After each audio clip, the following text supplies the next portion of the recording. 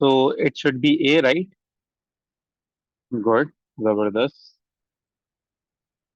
Now answer this. Explain how the plastic rod becomes negatively charged for 2 marks.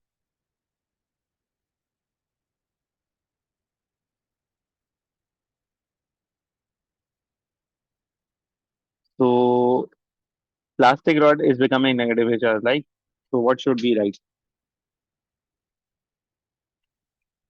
So friction causes loss of electrons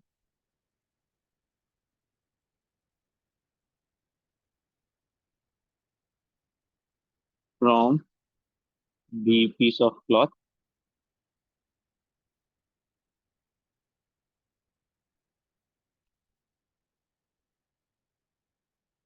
ठीक है, उसके बाद यहाँ लिख लेते हैं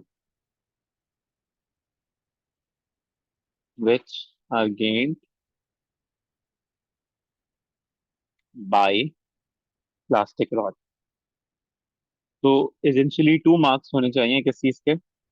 How that deals with friction part. So that gives you 1 mark. Negatively charged by gain of electrons.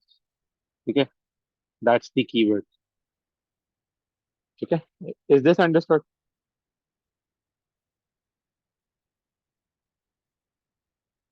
जबरदस्त। तो लिखने की टेंशन नहीं लीजिएगा, आई शेयर द रिकॉर्डिंग तो आपको मिल ही जाएगा, तो उसकी कोई टेंशन नहीं, ऐसा ना हो। Just let say what's happening here, let's सी।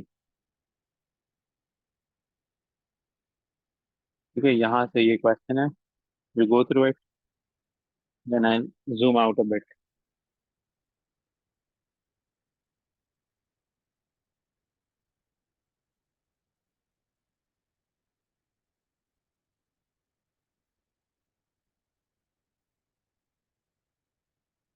या, so how would you answer this?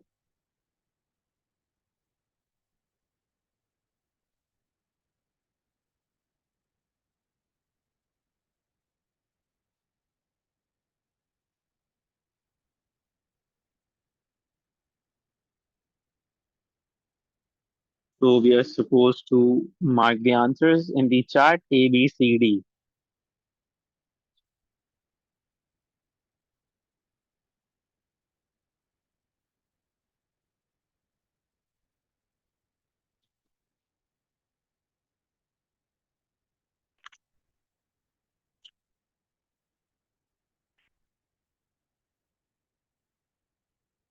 So everyone goes with B, which is the correct answer. Zabardast, good job.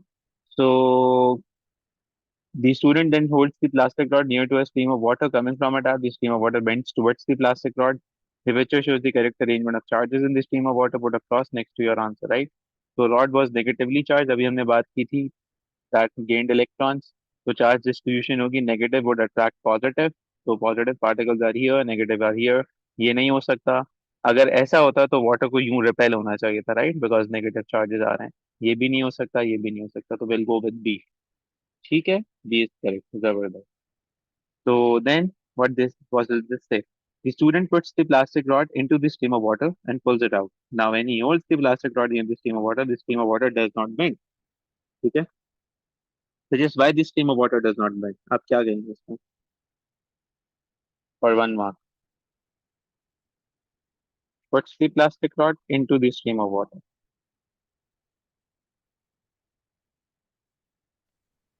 and there is nothing happening. So, plastic rod is neutralized. Zabardast becomes discharged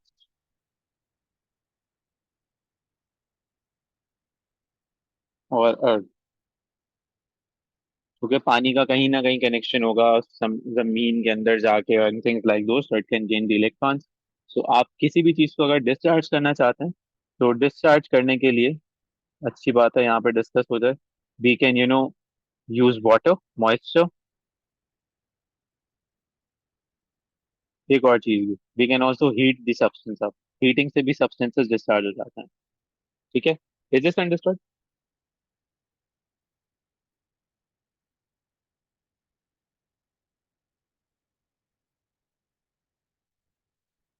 जबरदस्त।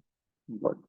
लिखने की tension नहीं है, you will get the answer. अच्छा, इसके बाद वो कहते हैं, हाँ या, ये भी हमने नहीं किया था, ये हम करेंगे अब। तो चार्ज, हमने अपने लेक्चर में डिस्कस किया था, charge was suppose to be negative and positive, right? यहाँ से हमने अपना पूरा चैप्टर शुरू किया। Now mathematically speaking,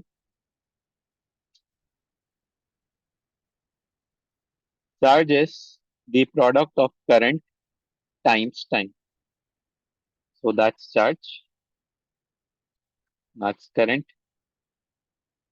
that's time. So that's essentially the formula for calculating charge. ठीक है।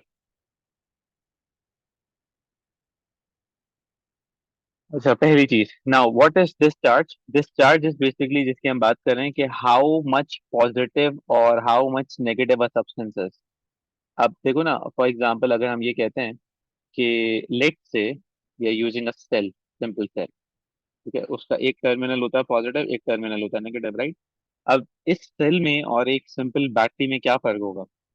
सो आप इवेंचुअली आंसर ये करोगे कि आपको करना चाहिए कि sir cell would be less powerful, low strength, है ना?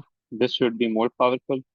इसी तरह से if we compare this with the generator, जो हाउस होल्ड जनरेटर होता है, तो उससे क्या होगा, उसमें मोस्ट पावरफुल हो जाएगा यहाँ पे वो। So that means they all are electrical appliances. They all generate power, right? They all help us to have electrical connections. But thing is,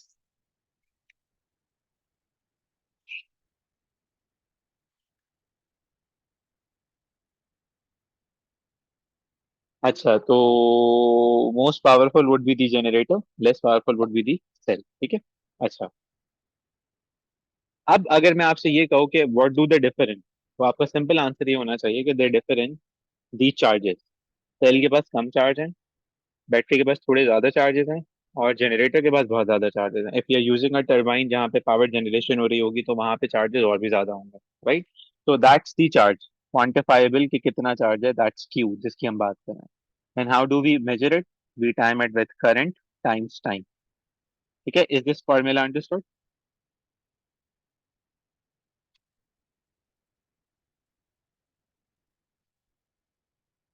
now next thing is this Q charge, क्योंकि ये कोई quantity है, सो जाहिर है इसका कोई ना कोई यूनिट होना चाहिए। द यूनिट इज कूलम्स, ठीक है, ये याद होना चाहिए, Coulomb's. And one coulomb is the charge on 6.25 exponent 18 electrons. You don't need to learn it, just identify it कि मैंने क्या किया है, ठीक। मैं ये कहना चाह रहा हूँ कि वन कूलम उस वक्त बनता है जब I have this much electron. अब यानी कि अगर एक सब्सटेंस में इतने सारे इलेक्ट्रॉन्स हम ऐड कर दें, इतने सारे इलेक्ट्रॉन्स हम ऐड कर दें, तो adding these electron, for example एक स्फीयर था, उसमें हमने इतने इलेक्ट्रॉन्स ऐड कर दिए, तो उसका चार्ज क्या होगा? उसका चार्ज होगा -1 कूलम। -1 कूलम क्यों?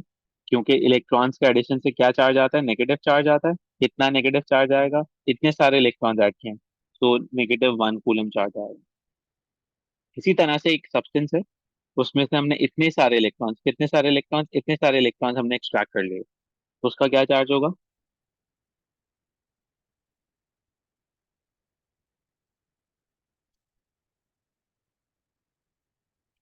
+1 कूलम।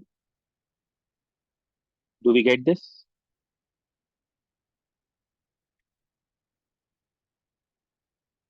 अगर हमने इसके टाइम्स 2 चार्जेस रिमूव कर दिए तो +2 कूलम, टाइम्स 10 चार्जेस रिमूव कर दिए तो +10 कूलम।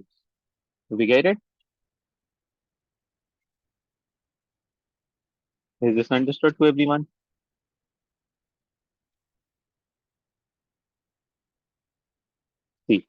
देखिए, लेट्स से मैं आपसे ये कहता हूँ, for example, let's put it like this, कि या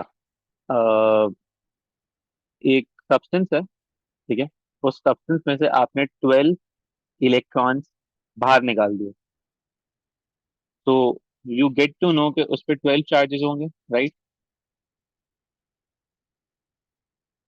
do we agree to this?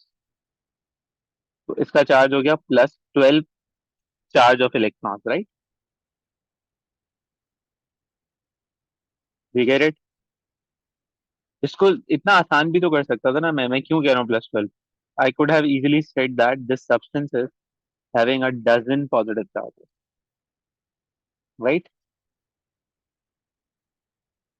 12 को dozen कहते हैं ना मैंने, तो dozen essentially deals with 12. लेकिन क्योंकि एक इलेक्ट्रॉन बहुत छोटा होता है और आप इलेक्ट्रॉन को जब निकालते हो तो एक इलेक्ट्रॉन ही निकलता, millions and billions and trillions of electrons निकल जाते हैं।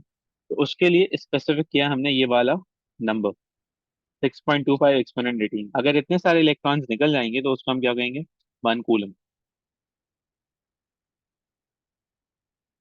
We get it now? So if any substance loses that much electrons, +1 charge, times 2 of these electrons, +2 charge, times 10 of these electrons, +10 charge, times 100 of these electrons, +100 charge. We get it? अच्छा, इसके हिसाब से the question is, let's mix this up. 1 coulomb was supposedly equals to 6.25 exponent 18 electrons, right? That's the relationship. Using this relationship, using this relationship, can you guys tell me what would be the charge in coulombs on one electron?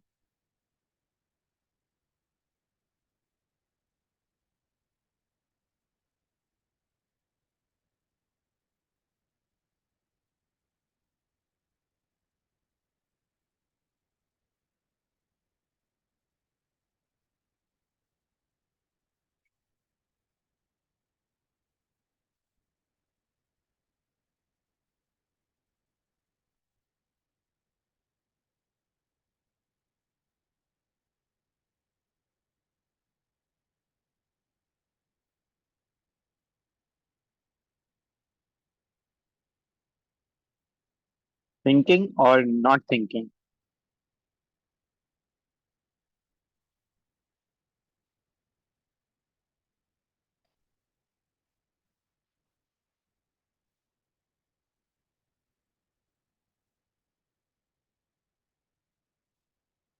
So that's, I think, simple math, right? इसमें थोड़ी सी error है जैनब, बाकी लोगों ने कुछ किया। So this that's how we do it, right? So 1 is equals to x times 6.25 exponent 18, right? So x would be equals to 1 over 6.25 exponent 18. So that becomes 1.6 exponent minus 19 as x. So that's the charge of one electron. इतना छोटा होता है एक charge in terms of coulomb. Do we get it?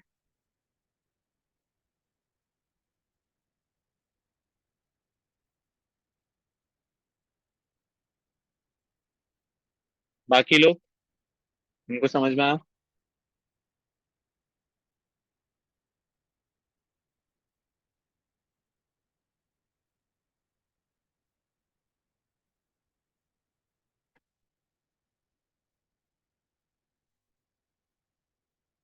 जबरदस्त. So just have a look here. The question was 1 coulomb is the charge of 6.25 exponent 18 electrons, right? They get the question here. ये statement हो गई. What I just asked was, using this relationship, how can you find out the charge on one electron? So it's basically 1 over 6.25, right? That comes out to be 1.6 exponent minus 0.2.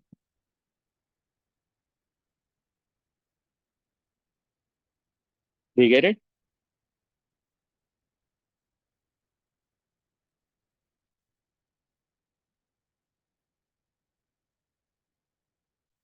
अच्छा, आप जिस चीज को समझें, पहले एक सिंपल कॉन्सेप्ट हमने इस पूरे चैप्टर में स्टडी किया था, दैट वाज चार्ज पॉजिटिव होगा या नेगेटिव होगा।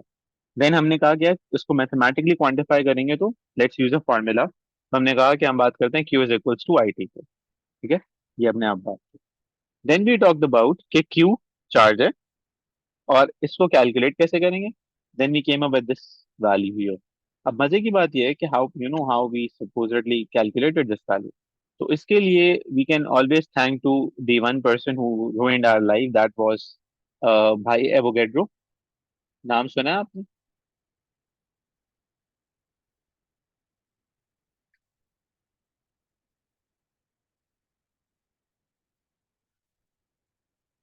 तो कुछ कुछ नंबर याद आता है इससे एवोगेड्रो से? That was 6.02 exponent 23, right? 1 मोल की बात की थी. तो इसने आके जिंदगी में ये अजाब क्रिएट किया कि 1 मोल ऑफ पार्टिकल्स हो सकता है. तो then physicist they figure this out कि यार अगर 1 मोल के ऊपर जो है वो हम चार्ज निकालते हैं, तो फिर हम इस तरह से एक इलेक्ट्रॉन के ऊपर भी चार्ज निकाल सकते हैं, प्रोटॉन के ऊपर भी चार्ज निकाल सकते हैं. Then they kind of ended up with these charges. So now what you need to know, you need to learn this formula Q is equals to IT in the first thing. Second thing, you need to know either this relationship or that relationship. दोनों में से कोई एक याद कर लें, दूसरा बन जाएगा. ठीक है. बात समझ में आ गई आप सबको? जो चैट में नहीं लिख रहे हैं उनको भी समझ में आ गई?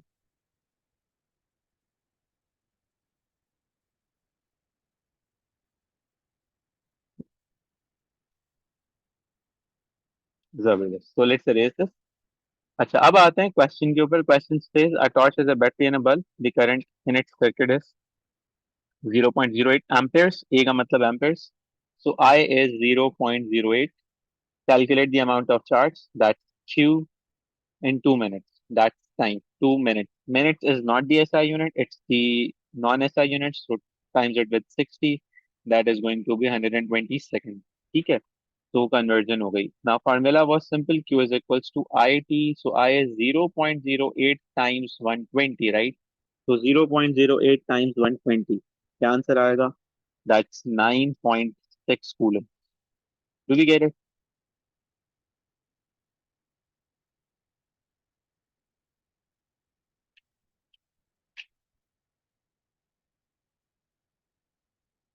बराबर.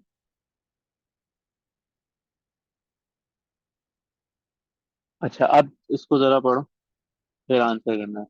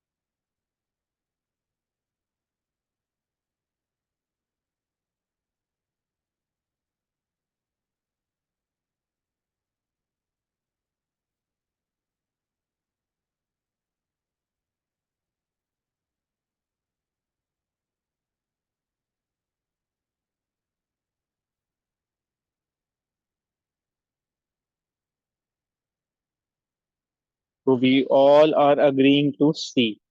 That's wonderful. Zabardast. Good job. So does this need any explanation? C is the correct answer. जिन्होंने चैट में नहीं लिखा उनको समझ में नहीं आया?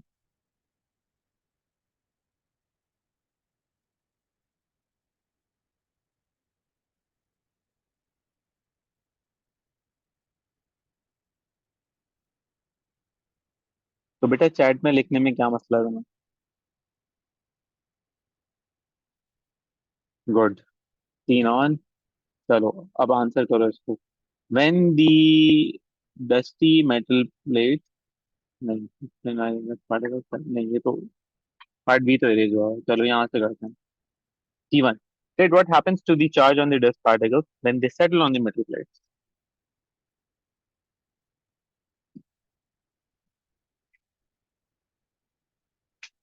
So dust particle is now on the metal plate, so it becomes zabardast. Very good. It becomes uncharged, neutralized. Very good. Wonderful. Explain why the charge does not build up on the metal plates. How would you answer this?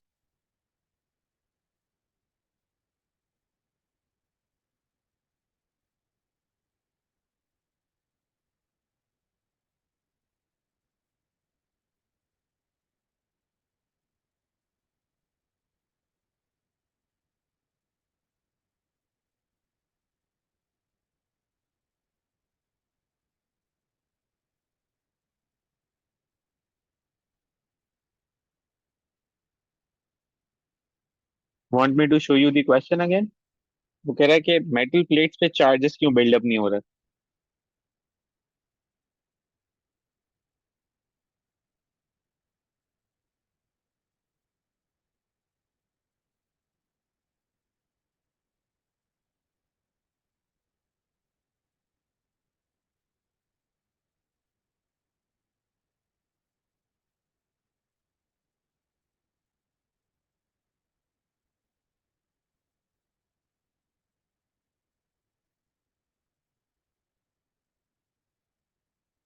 That's great.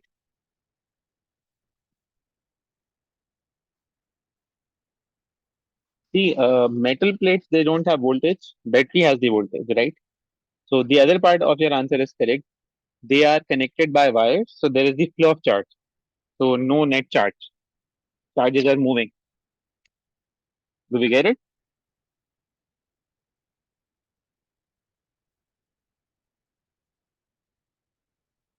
So let's answer this question here.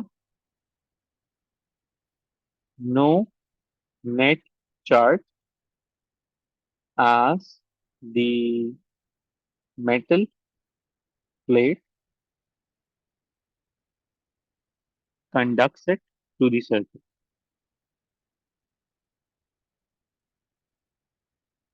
चलें अब नीचे वाला question तो आप खुद कर सकते हैं, जल्दी से कर लें.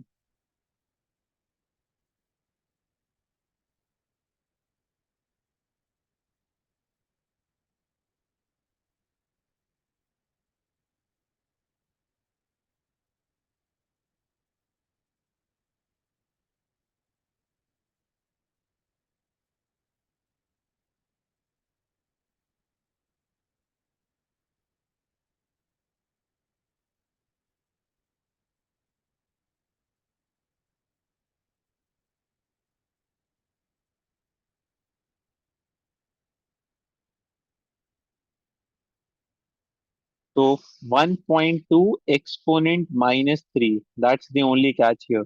मिली एम्पेयर है ना. मिली मतलब एक्सपोनेंट -3, 40. ठीक है. Then what happens next? तो that becomes 4.8 exponent -2 coulombs. Is this understood?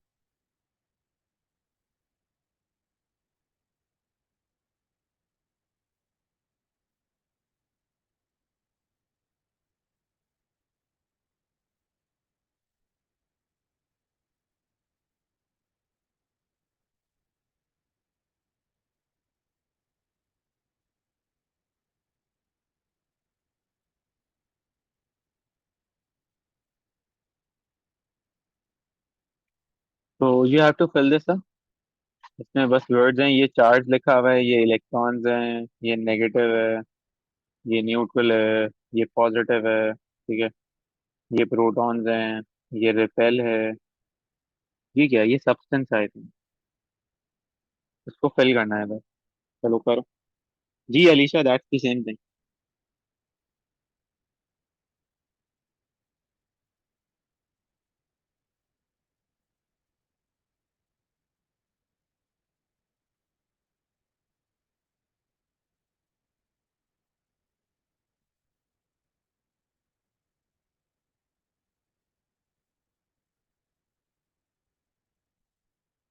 जबरदस्त. गुड.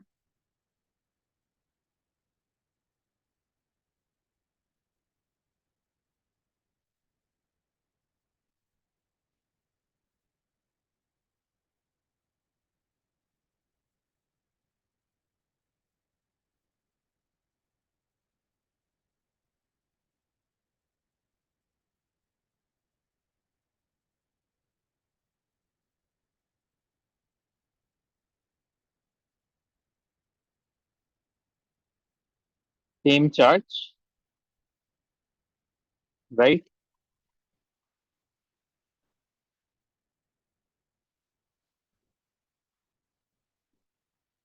Positive charge.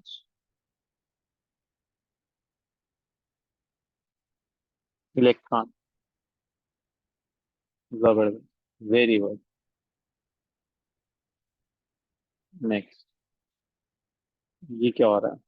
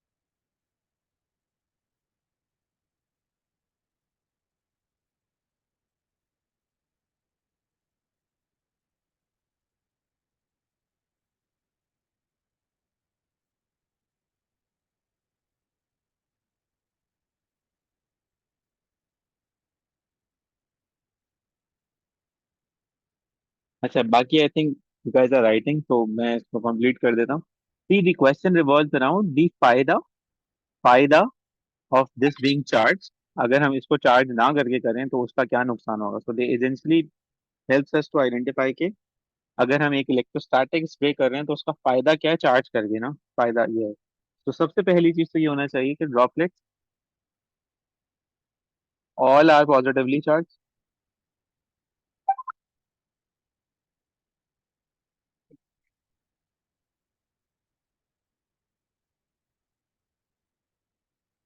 ठीक है। This producer a uniform spread, यानी कि ये एक दूसरे से दूर जाएंगे और एक दूसरे के ऊपर नहीं आएंगे, बार बार लीफ के ऊपर मल्टीपल टाइम्स नहीं आएंगे, बहुत ही एक लिमिटेड सी लेयर आएगी, यूनिफॉर्म स्प्रेड होगा। ठीक है। Covers all the parts of plant. ठीक है। सेविंग इंसेक्टिसाइड, यानी कि लॉस भी नहीं होगा। Do we get it? Is this understood?